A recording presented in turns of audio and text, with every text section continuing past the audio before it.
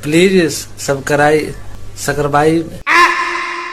Belum genap sebulan era baru dimulai, wacana perubahan besar sudah mulai terasa di tubuh skuad Garuda.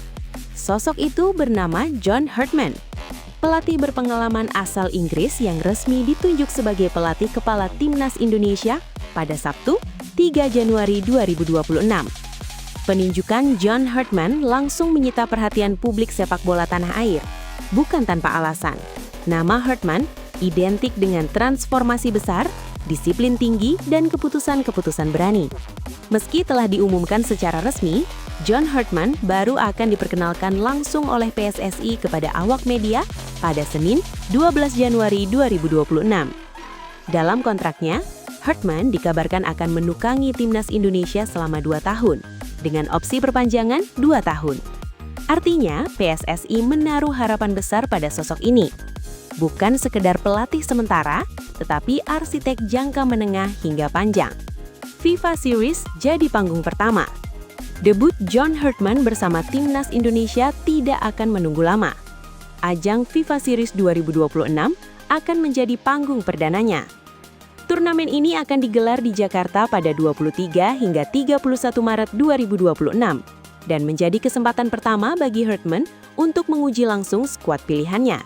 Sejauh ini, St. Kitts and Nevis sudah dipastikan menjadi salah satu lawan Timnas Indonesia. Namun yang jauh lebih menarik dari siapa lawannya adalah siapa saja pemain yang akan dipanggil.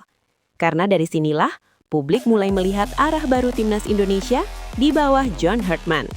Isyarat perombakan skuad. Jika kita menengok ke belakang, pada babak keempat kualifikasi Piala Dunia 2026 zona Asia yang berlangsung Oktober 2025, pelatih saat itu, Patrick Kluivert, memanggil 28 pemain. Namun menurut berbagai laporan dan prediksi media, tidak semua dari 28 pemain tersebut akan kembali dipanggil oleh John Hartman. Bahkan, disebut-sebut setidaknya ada 3 nama besar yang terancam dicoret. Siapa saja mereka? Mark Klok, Stefano Lillipali, Mauro Zylstra. 3 pemain dengan latar belakang, usia dan situasi yang berbeda.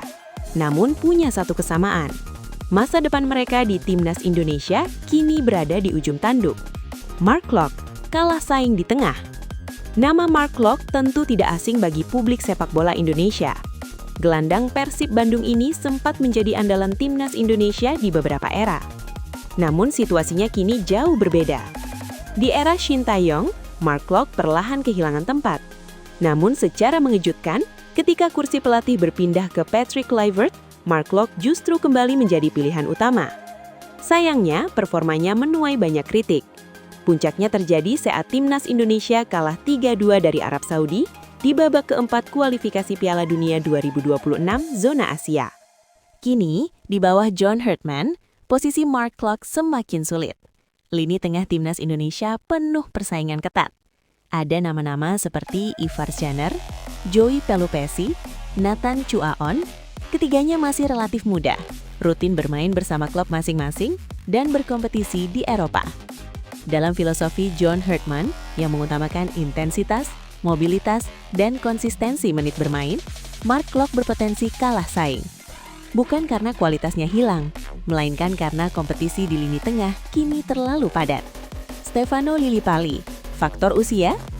Nama kedua adalah Stefano Lillipali. Pemain yang pernah menjadi simbol kreativitas Timnas Indonesia ini kini telah berusia 35 tahun. Usia yang tidak muda, terutama untuk posisi winger atau penyerang sayap. Meski masih tampil cukup baik bersama klubnya, realitanya Timnas Indonesia kini memiliki banyak opsi di sektor depan. Sebut saja Ragnar Oratmangon, Rafael Struwijk, dua winger muda dengan kecepatan, agresivitas, dan daya jelajah tinggi. Karakter yang sangat cocok dengan sepak bola modern ala John Hartman. Dalam situasi seperti ini, pengalaman Lillipali memang berharga, namun usia dan stamina menjadi pertimbangan utama. Bukan tak mungkin Hartman memilih regenerasi dibanding nostalgia. Mauro Zylstra, tanpa alasan kuat. Nama ketiga yang paling mengejutkan adalah Mauro Zylstra. Berbeda dengan Klok dan Lillipali, alasan Mauro Zylstra terancam dicoret justru lebih jelas. Pertama, Mauro Zylstra belum pernah bermain bersama klubnya musim ini, FC Volendam. Minim menit bermain tentu menjadi alarm merah bagi pelatih manapun. Kedua, saat dipercaya membela timnas Indonesia U22 di SEA Games 2025, Mauro Zylstra gagal mencetak 1 gol pun. Bagi seorang penyerang, statistik ini sangat sulit untuk dipertahankan. John Herdman dikenal sebagai pelatih yang sangat objektif terhadap performa. Tanpa menit bermain, tanpa kontribusi nyata, sulit mencari alasan untuk memanggil Mauro ke level senior. Filosofi John Herdman. Jika melihat rekam jejak John Herdman, ia bukan tipe pelatih yang terikat nama besar. Ia lebih memilih pemain yang rutin bermain, pemain yang cocok dengan sistem, pemain yang siap secara fisik dan mental. Artinya, status, usia, dan masa lalu bukan jaminan. Siapapun bisa tersingkir, siapapun bisa naik. Era baru Timnas Indonesia. Keputusan mencoret pemain memang tidak pernah mudah. Namun dalam sepak bola level tertinggi, keberanian mengambil resiko seringkali menjadi pembeda. Jika benar John Herdman mencoret Mark Klok, Stefano Lillipali, dan Mauro Zylstra, itu adalah sinyal jelas bahwa era baru benar-benar dimulai. Era di mana Timnas Indonesia dibangun bukan berdasarkan nama, melainkan kebutuhan dan performa. FIFA Series 2026 akan menjadi panggung awal. Namun tujuan akhirnya tetap sama, membawa Timnas Indonesia melangkah lebih jauh di kualifikasi Piala Dunia 2026. Pertanyaannya kini, apakah keputusan John Herdman akan terbukti tepat atau justru menimbulkan kontroversi baru? Kita tunggu jawabannya di lapangan.